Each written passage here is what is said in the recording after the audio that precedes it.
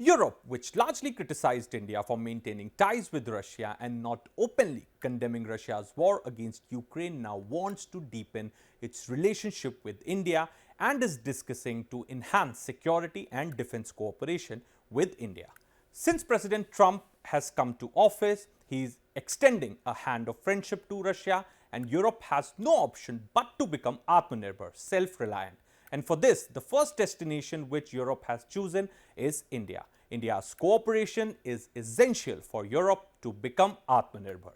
Therefore, Prime Minister Narendra Modi's stance on war is being vindicated. Since the outbreak of the war in Europe, the Western world, driven by the United States, has exerted significant pressure on India to take a definitive side. The West has been critical of India's efforts to maintain ties with Russia and for not issuing strong statements against Russia's war on Ukraine. India's neutral stance, particularly its reluctance to vote in favor of resolutions aligned with the Western bloc at the United Nations, has drawn heavy criticism. Many have labeled India as greedy, suggesting that the country is exploiting the war to secure opportunities for purchasing and selling cheap crude oil.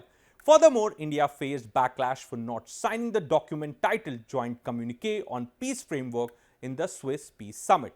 The criticism of India peaked on two notable occasions. First, during India's presidency of the G20, and second, when Prime Minister Narendra Modi visited Moscow for high-level talks. At the G20 meeting, the inclusion of a paragraph addressing the Ukraine conflict became a contentious issue between Russia and the West. Despite these challenges, India successfully negotiated a joint declaration on the final day, showcasing its diplomatic fineness and commitment to a balanced approach. When PM Modi visited Russia, he faced criticism from Western journalists and influencers for embracing President Vladimir Putin amid reports of an attack in Ukraine that resulted in the death of children. However, PM Modi stands out as the only world leader who directly sat next to President Putin and urged him to end the war, emphasizing that children are dying. This bold move silenced many of his critiques. India's position on the conflict has been unequivocal.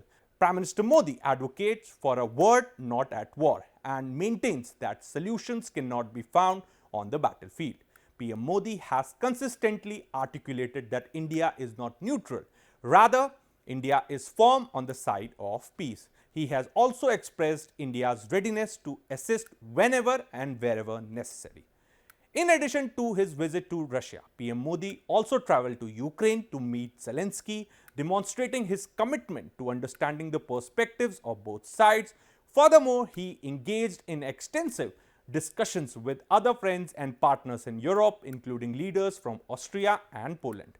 Despite facing substantial criticism, India has continued to purchase crude oil from Russia, not only to meet its own energy needs, but also to help stabilize international oil prices.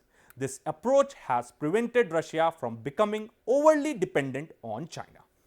As the United States recently voted in favor of Russia at the United Nations, and with Donald Trump seeking to normalize ties with Russia in an effort to broker peace in Europe and also to pull Russia out of isolation, it seems that India's strategy under Prime Minister Modi is being vindicated.